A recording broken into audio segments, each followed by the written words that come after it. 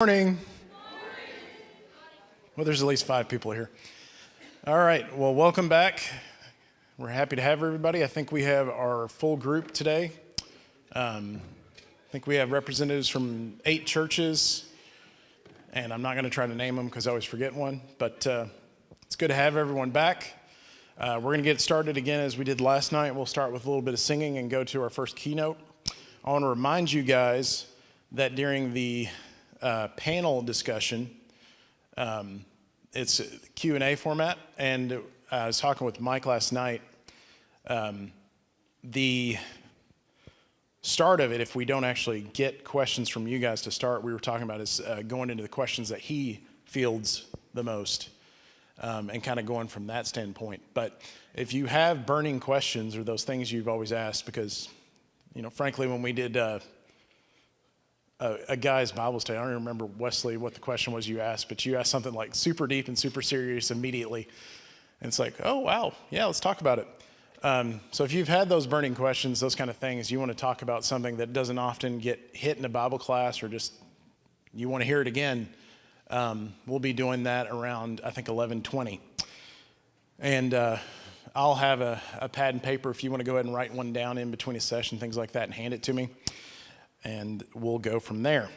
I'll remind you guys, too, we have old T-shirts. We have hello, welcome neighbor. We have the volleyball. We have the rain. I think we have mountain moving faith, and we have one from 2013 that I don't even know the theme to, literally one. And those are up front if you want to get one of those. I'll remind everyone our bathrooms are to the left, and the other big thing for this morning is at noon we're going to split into 2 groups. Group A is going to go to lunch. Group B is going to go upstairs to the escape room. Then you're going to essentially swap, with the caveat that the group A is going to go from lunch up to the service project and then do the escape room second. We just got to make sure that our helpers can also eat.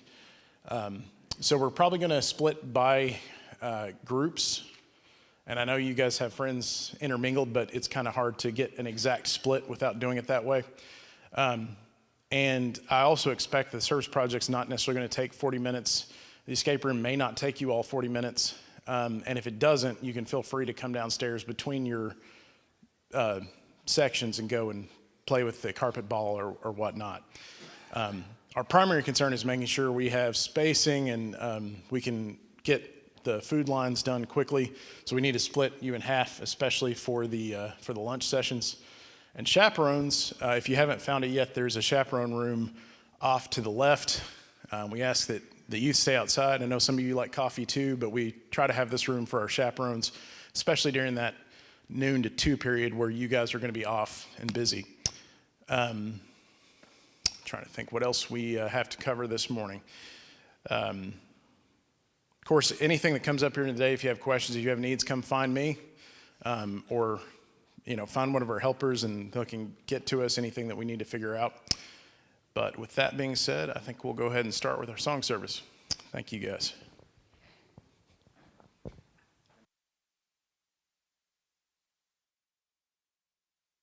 Hello? Okay. I got some allergies or something this morning, but we're going to try and do it anyway. Okay. I'm gonna trade my earthly home for a better one, bright and fair.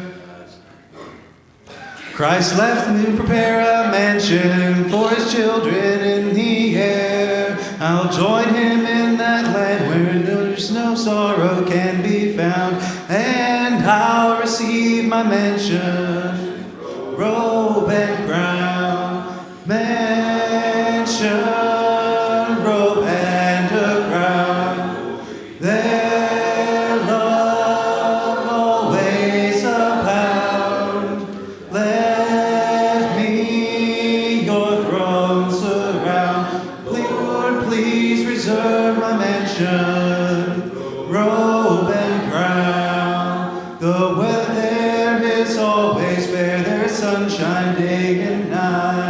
No cold and no rainfall there, for the sun shines ever bright. I'll need no heavy garments, I'll just wrap my robe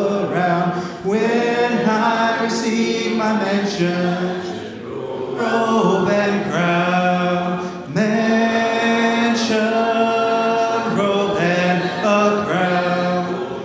Their love will always abound. Let me your throne surround. Lord, please preserve my mansion, robe and crown. My head is bowed and bloody now from the work I've tried to do. But one day I'll be rewarded with a crown so bright and new. I'll wear a smile so bright there'll be no cause for a frown when I receive my mansion, robe and crown, mansion, robe and a crown. Their love always abound. Let me your throne surround. Lord, please preserve my mansion, robe and crown.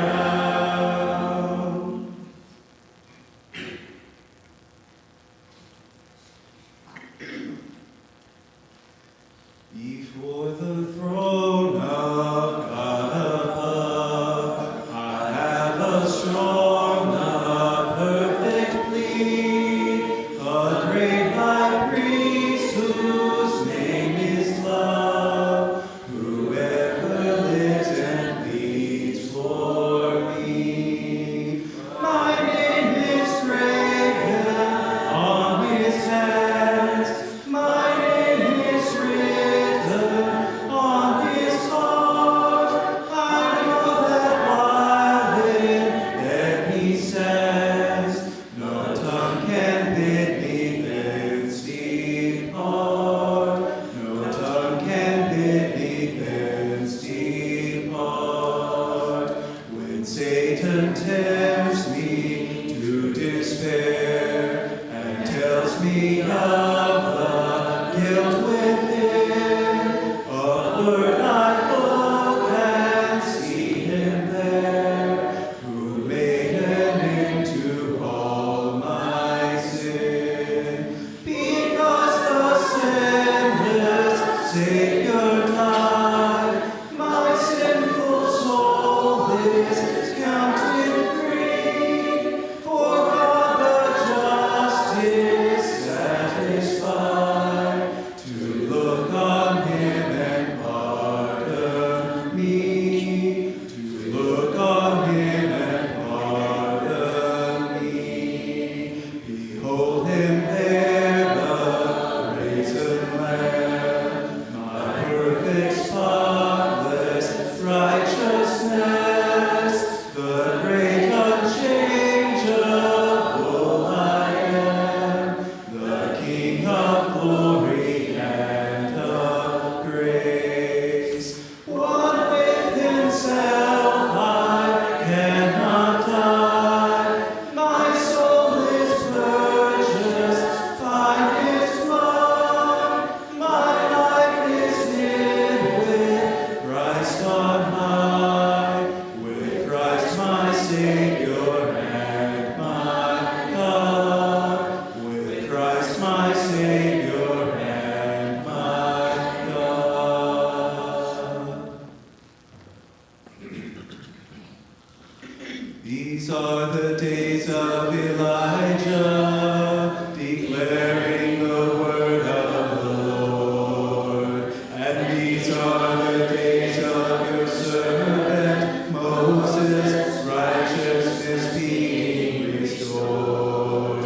And though these are days of great trials, of famine and darkness and sword, still we are the voice in the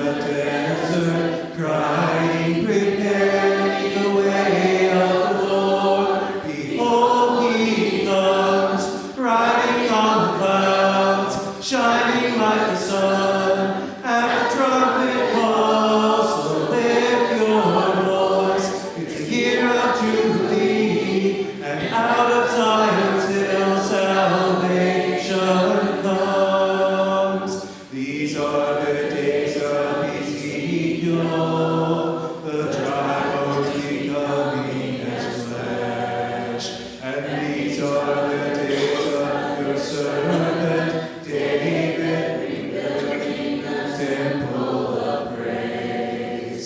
And these are the days of the harvest. The fields are as white in your world, and we are the laborers in your vineyard, declaring the word of the Lord.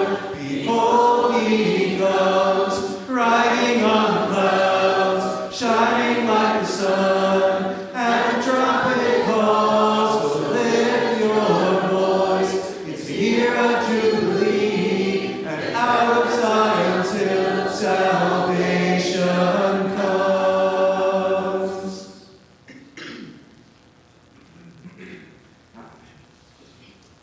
Jesus, you're my firm foundation. I know I can stand secure. Jesus, you're my firm foundation. I put my hope in your holy word. I put my hope in your holy word. I have a living hope. I have a future. God has a plan for me.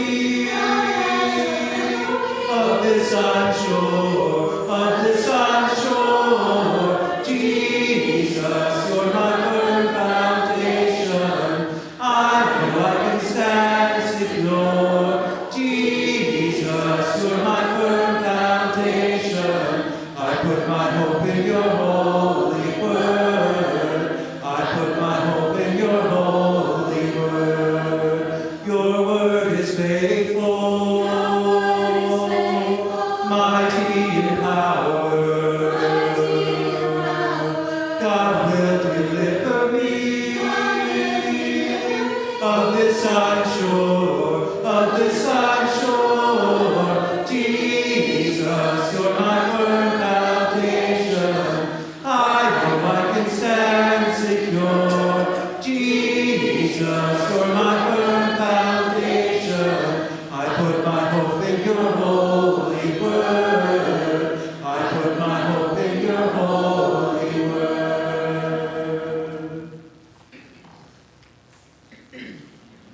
Light of the world, you step down into darkness.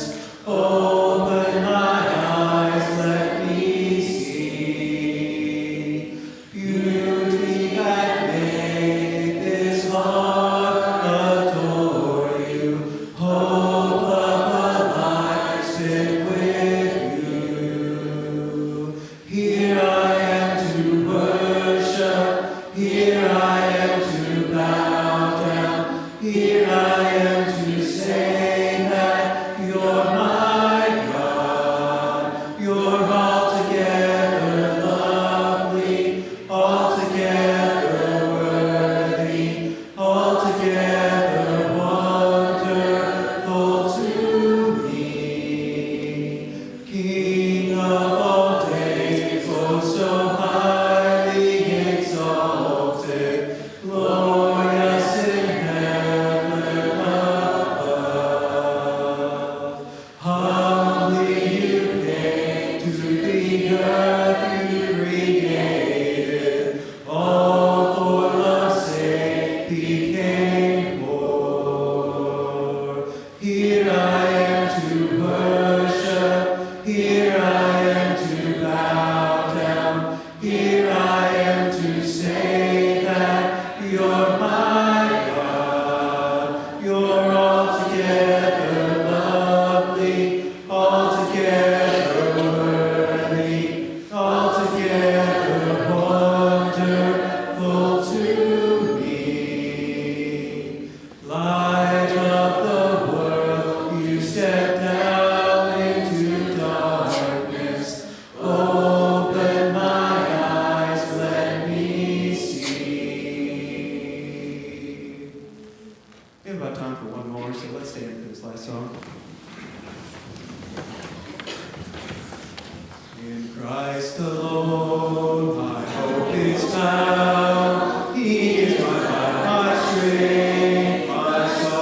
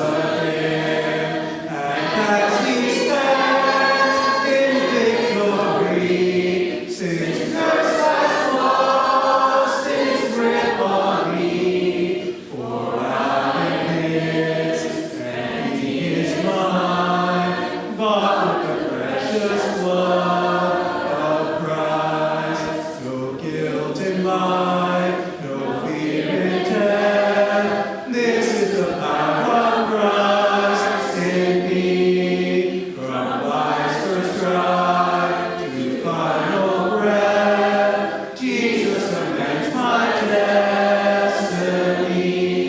No power of hell, no scheme of man can ever pluck me from his hand. Till he returns or calls me home, here in the power of Christ I'll stand. Be seated.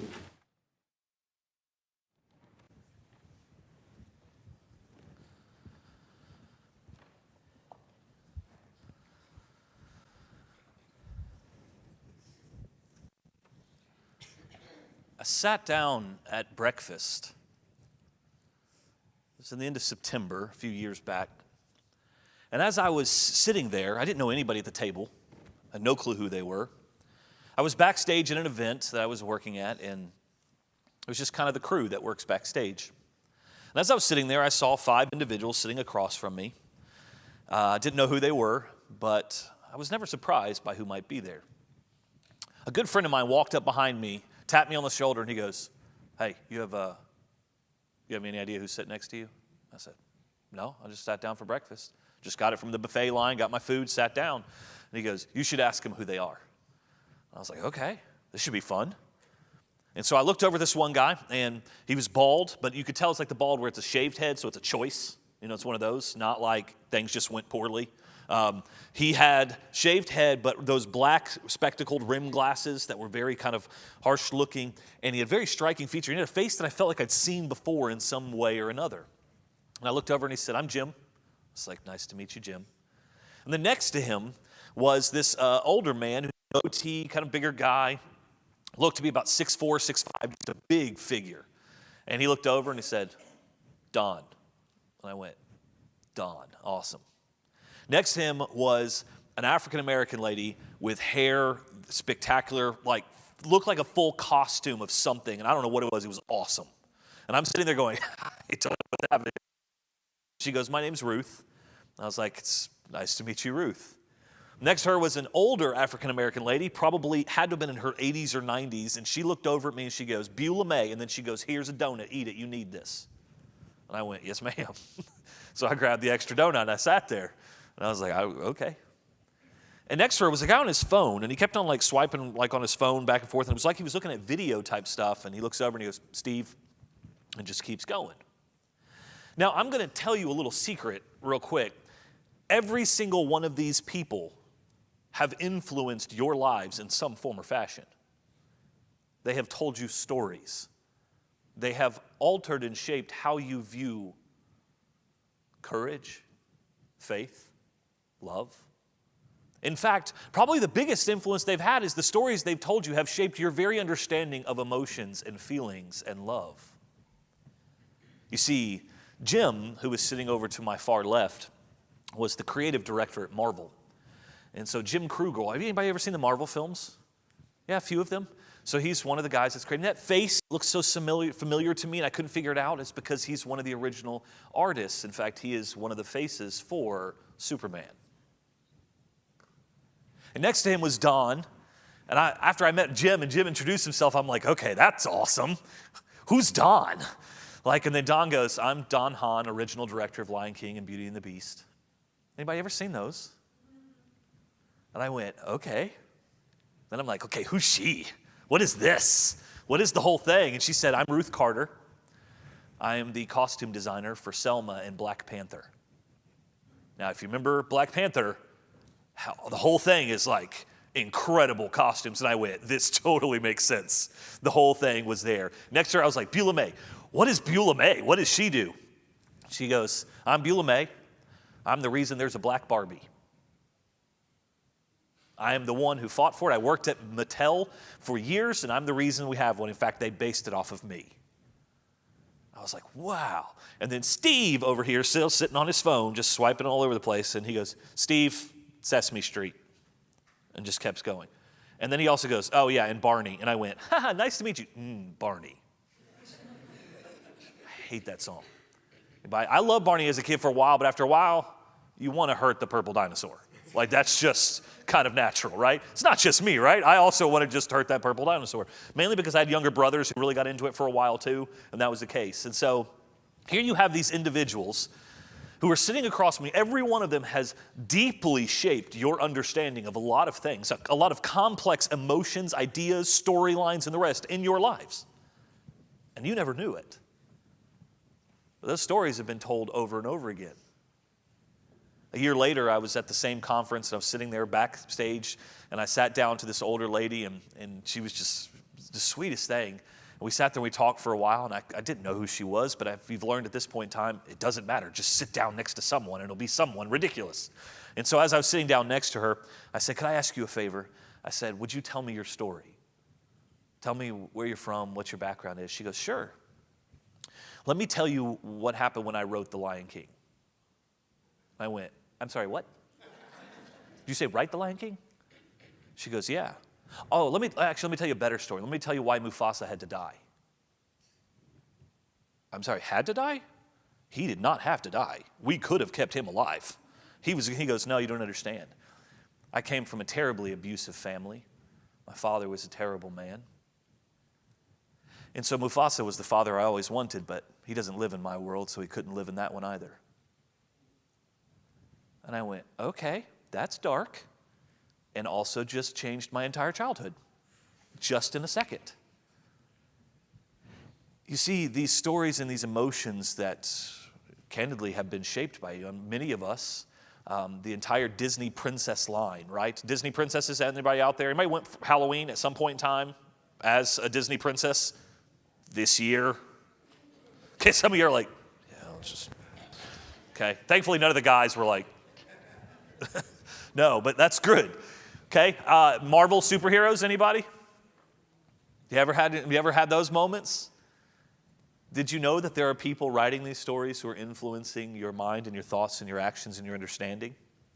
One of the things I want to get at really this morning is our understanding specifically of how they've impacted your understanding of love. Now, let me just tell you, love is an unbelievably fickle term that we throw around all over the place. One of the things I'd love to share with you, if we had a lot of time, I would share with you that there's 4 different words for love in the Bible.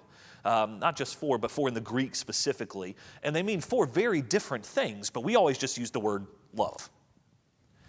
But the one thing that we really don't focus in on quite a bit and quite enough in real life is the idea that love, truly love, is action. It's not just a feeling or emotion. I just want to show this out there. I was in youth ministry for 15 years. I worked with youth groups. In fact, my last one of the largest youth groups I worked with, we had 147 teenagers. It was insanity on any given Sunday, okay? Just absolute chaos. We went to CYC, 19 15-passenger vans. Can you imagine such a thing? We had 2 vans that were just luggage. Almost all the girls. The guys had like a little fanny pack, and they were good for the weekends. But the girls, 2 whole vans just for them. And I would get in the van, and we had a rule, and that rule was you must stay in the van that you get in the entire weekend. Do you know why? Because there's 147 of you, and it's impossible to keep track of everybody. So you have to go with the one driver, and that driver is responsible for those people. Now, this isn't rocket science, it's but do you know what will happen eventually at some point in time in that weekend? Somebody's relationship would come to an end. Tragic relationship. I mean, it started Friday afternoon, but by Sunday, the whole world was coming to an end. And they could not ride back in the van. Now I said, get in the back of your van, all the way in the back. You just ride up in the front. I can't be in his presence. And I would go, he broke up with you, didn't he? And they would go, that does not matter. And I'm like, get in the back of the van. You get in the front of the van. Don't talk to each other. And that's what would ultimately happen in some way. Love is fickle when it's only an emotion. Love is fickle when it's only about how you feel. In fact, what you're going to find in Scripture over and over again is that love is in spite of how you feel. That love is an action in spite of what you feel in the moment. In fact, we are told to love our neighbor and also love our enemy. And that's in spite of how you feel about them. But our world and the stories, so many of them that you hear and see, the television, the movies, the social media, the marketing, all the things around you constantly tells you that this world is about you. You're the main character in your own movie, right? Now, some of you are living that life right now. You are the main character of everything that's happening around you. And it's fantastic and it's wonderful. Can I tell you, it will end. If it hasn't yet, it will. Do you know why? Because there's not one of us whose life is not completely shattered and altered by a single phone call. There's not one of us. I remember when I was 19, I was a freshman in college, finishing my freshman year of college, and I was in a singing group where we used to travel around with Freed-Hardeman University called the Ambassadors. And the Ambassadors, we would travel all over, and it was me basically and 5 of my best friends. That's what we did. We had a blast with it and the rest. And one of my friends, his name was Bobby Mays, and Bobby was one of those guys who could walk into a room and everything just kind of changed. He just lit up every room. He was also ridiculous, just ridiculous. Let me give you an example. So before 9/11 happened, you used to be able to walk around airports and go in all the way to the gates. I don't know if most of you realize that, but that was like a fairly normal thing. Some of the people remember that. So this is before 9/11. He was known for going and messing with airports, which sounds like a terrible idea to do today because you'd probably end up in federal prison. But at the time, what he would do is he would go in, and we had these 2 names. And I would not be surprised at some point in time if we had been at a youth rally where the Richmond Church of Christ had been there, that you guys would probably still be sending us a bulletin. We would fill out the cards at every church we traveled to and put in a name, Buster McDougal or Max Javanko. And we would put that in, and we would say, we would like your bulletin, and we would put a random FAQ box at school. To this day, there are over 100 mailboxes that get those to this day. It's been 20 years. Churches, this, by the way, I should tell you also, churches are not paying attention to where these things are going, by the way. But they keep sending them out. Why? Because he thought it was funny. That's why. And so people would get their mailboxes and go, Richmond Church of Christ, why am I getting their bulletin in the mail? This is a student, and it says, hey, well, it says you wanted to know more about Jesus. Here's a Bible study. And the rest, they're like, oh, okay, I don't know what this is. So he would go into airports, though, walk in, and he would go up, and he would go and find some balloons at one of the stores, and he would walk up to one of the gates, and he would stand outside the gate, and he would just kind of look at the gate, and it was about to like deboard, and people come off of it, and he's watching, and he'd be like jumping up and down all excited, and he would go, ah. People would walk by and go, he's almost here. He's almost here. And everybody's like, who's almost here? My uncle, he's almost here. And he would just be peering and walking around. And then people would start coming off the plane, and he'd be like, I'm so excited.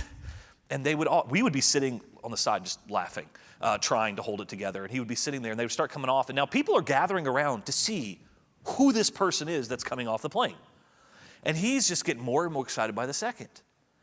And they're coming off.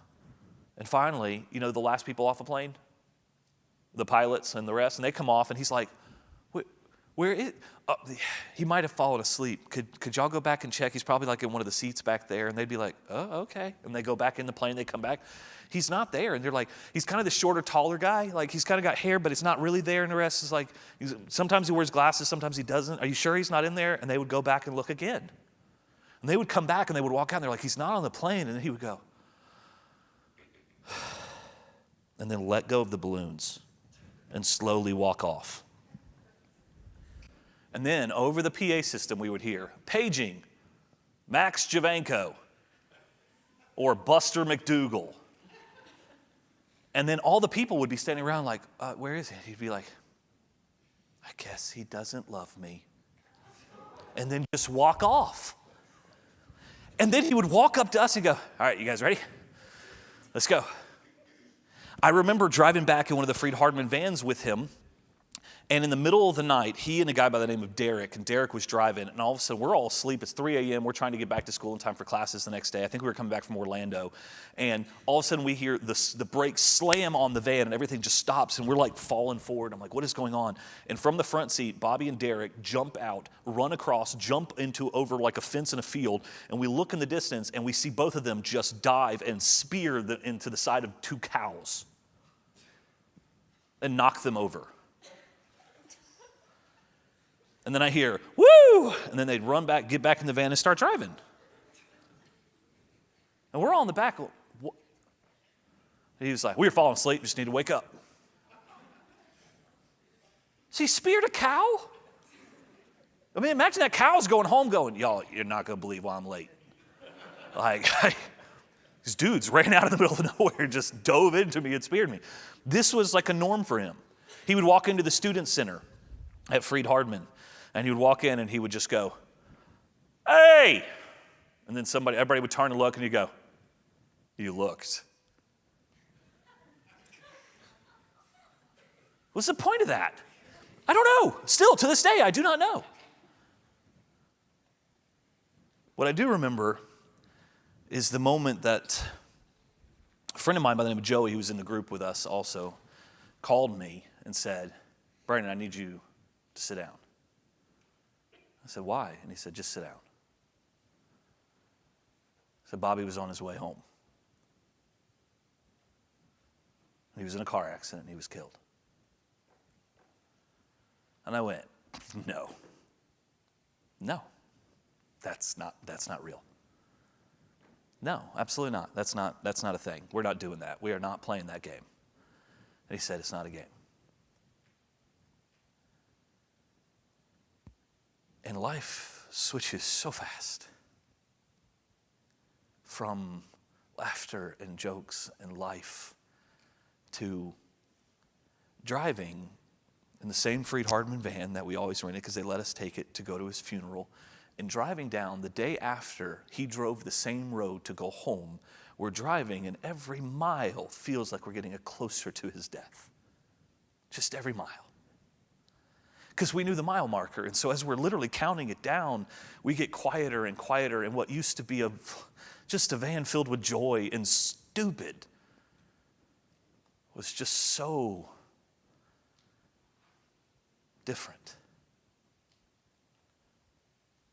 See, Bobby was the main character of his life, and I'm grateful to say that Bobby was not just a believer, but a devout believer, a fantastic Christian man who died at 21 years of age. And life alters that quickly. You see, it's not just moments like these, it's, hey, kids, we need to sit down. Mom has cancer. Dad lost his job. Everything switches like that. Because oftentimes we've bought into a lie the world tells us that everything is always going to be all right. Why? Because you're the main character of everything. It's about you. And because it's about you, everything's supposed to go fine. But let me tell you a secret. It's not about us. And when you come to this understanding, all the rest of this that happens just falls into beautiful place. Because you see, if it's not about me, then when terrible things go wrong, it's okay. It's okay because it was never supposed to be always right. Because we live, as I noted last night, in a broken world. Broken often by us, by our own actions, but also by things that are outside of our control, where we have no control over those things. I have no control over other drivers on the road as much as I would like to. I have no control over drunk drivers. I have no control over genetics. I have no control over any of those things. But let me show you what often happens. We're going to be in Psalm 23, and you know this psalm well, but I want you to catch something that maybe you've missed before, because it's important for us to realize this. Psalm 23. If you buy into the idea that everything is about you, this is how everything starts and where it stops. The Lord is my shepherd, I shall not want. Now already this sounds fantastic, right? We can just end there and we're good. Doesn't this sound wonderful? The Lord is my shepherd, I shall not want. I'm good, let's end there. Except it says this, He makes me lie down in green pastures, He leads me beside still waters, He restores my soul. Again, still sounding fantastic. We're in line, and this whole thing sounds wonderful. He leads me in paths of righteousness. Yes, let's do that. Let's just focus on those things until you realize the next part, for His name's sake. It's not about you. It's not about me. It's about God.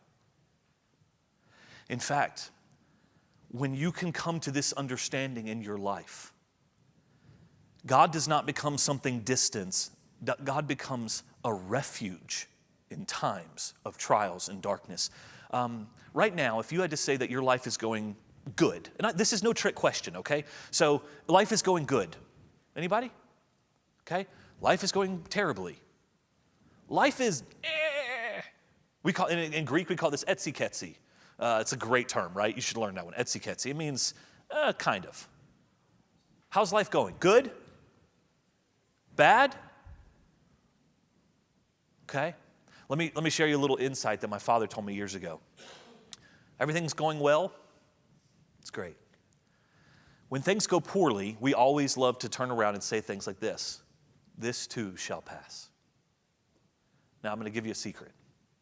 When things are going well, this too shall pass. This too shall pass. Both the good, the highs, the lows, all of these things, they will pass. Because we live in a broken world by our own brokenness. You see, I had an atheist friend just a few weeks ago who said, Brandon,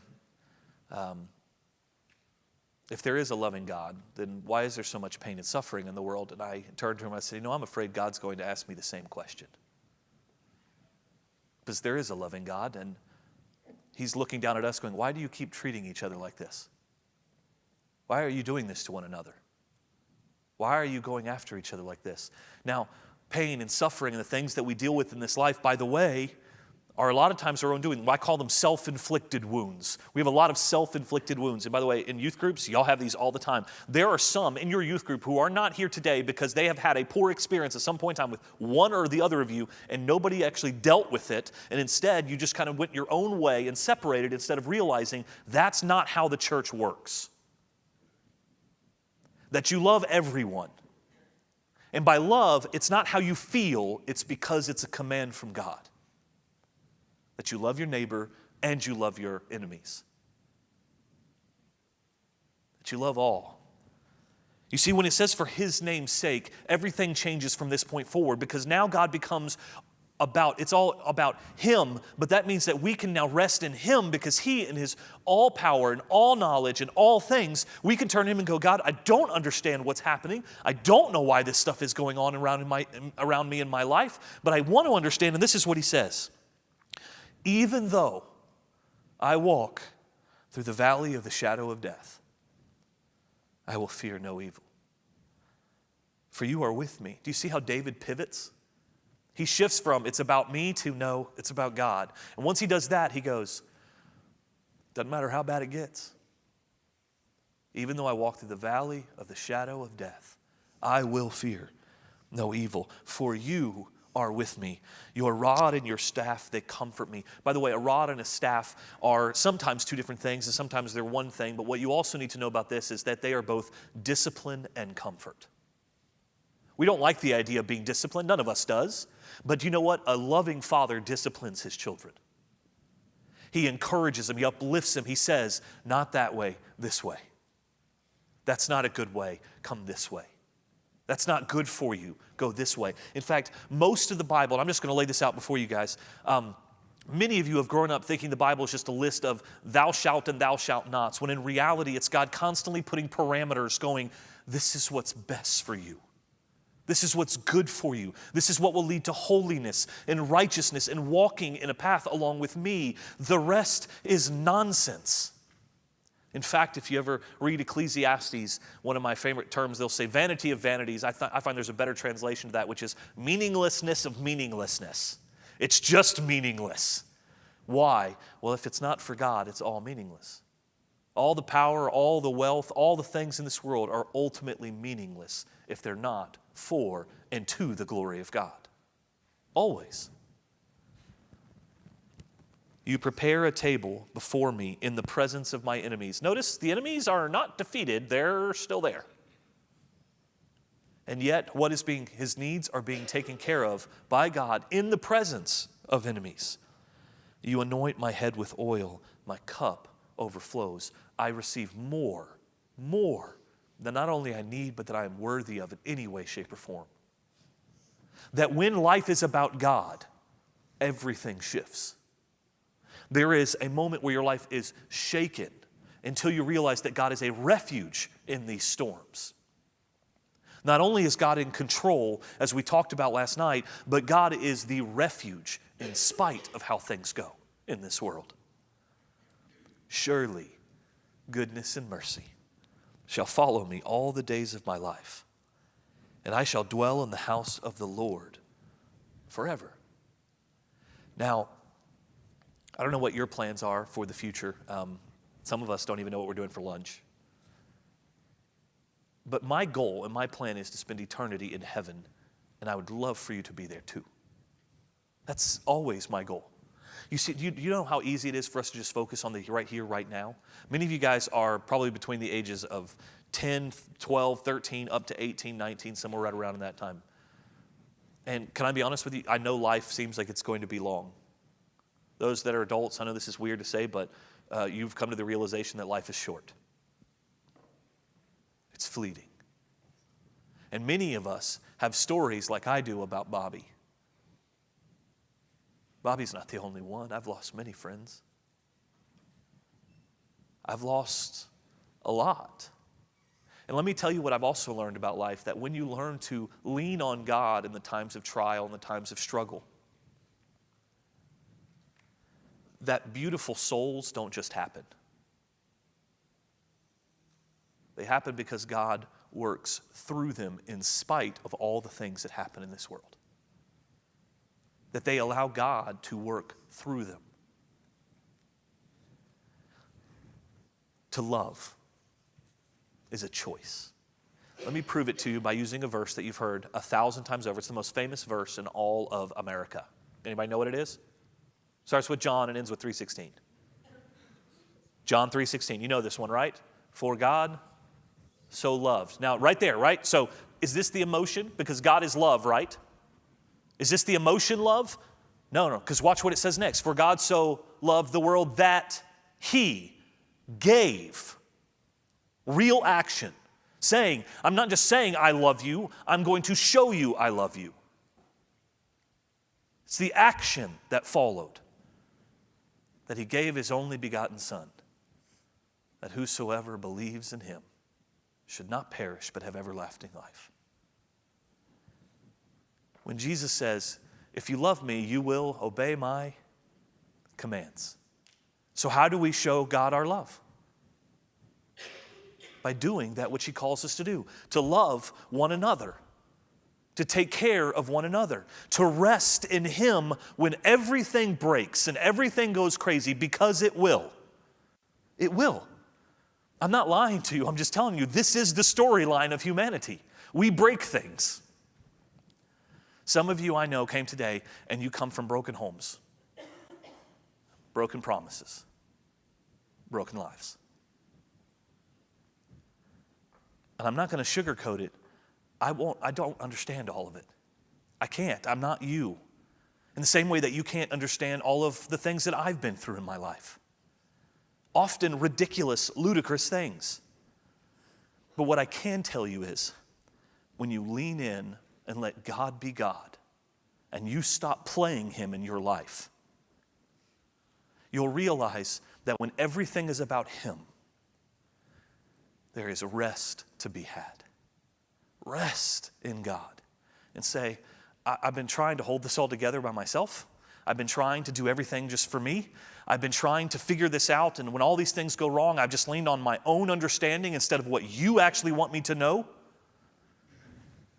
And God, I don't know what to do, and I'm just going to be honest with you. Also, here's the ending part. God's going to go, love one another. But God, it's really hard because I don't like these people. I didn't say you had to like them. I said you had to love them.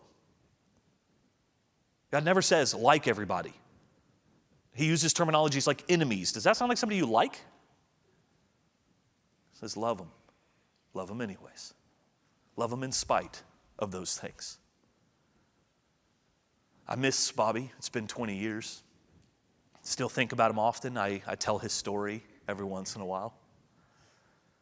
I miss those days and those moments, but I know for a fact that God in the last 20 years has had a lot of fun with Bobby. I can only imagine the things he's been dreaming up for when the rest of us get there. We're going to show up and he's going to be doing something. I'm going to hear, "Hey," just in the distance. And I'm going to go, "He's here." It's amazing. And I can say that because I know my friend and I know where he is. Guys, y'all have an invitation today, and this invitation is simple. Maybe you don't feel like you know or understand everything. Let me tell you, feelings can lie and they're fickle. Do you know that God loves you? Because he's shown it by sending his son. He's proved it over and over again. And he offers you the opportunity to simply say, "I can't do this alone. I can't play God in my life." Let God be your refuge. Let him be the one that provides and sustains. Lean on him, and he will guide you through this life in spite of all the times it will go wrong. Because I'm going to tell you another secret. You're going to mess up. It's shocking. But when you have the ability to turn around and go, "God, I'm sorry," he lifts you up and says, "Keep going." And I'm like, "I've let you down, God." And he's going to turn around and go, "You were never holding me up." Let's get that right. Keep going. Keep going. So if you need the message of keep going today, keep going. If you need the message of it's time to die to yourself and realize you cannot keep doing this on your own, you will ultimately fail, you've made life all about you, then it's time to die to yourself in the waters of baptism. That's where we are. These are these moments. Don't miss them. Because there's not one of us that a phone call doesn't change everything. Not one of us. So I don't know where you are, but I do know this. God loves you, and I know these adults love you. And so even if you don't come forward, or even if nothing of that happens, talk to someone if you need to. Spend time with someone and say, "I'm not okay." Because I'm going to tell you this last secret. It's okay to not be okay. It's not okay to stay that way. But you can talk to someone. If you have a need today, will you come as together? I am thine, O Lord. I am thine, O Lord. I've been bought with blood. I am thine, O Lord. Jesus is my Lord. Jesus is my Lord. And he rules my life. Jesus is my Lord. He will come again. He will come again. And he'll take me home. He will come again. I am thine, O Lord. I am thine, O Lord. I've been bought with blood. I am thine, O Lord.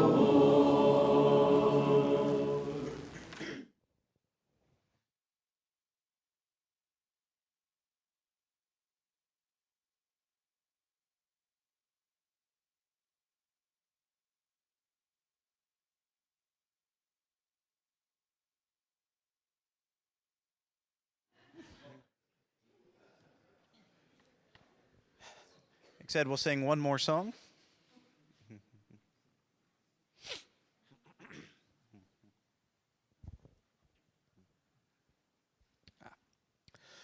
Seek ye first the kingdom of God and his righteousness, and all these things shall be added unto you. Singing Hallelujah, Hallelujah.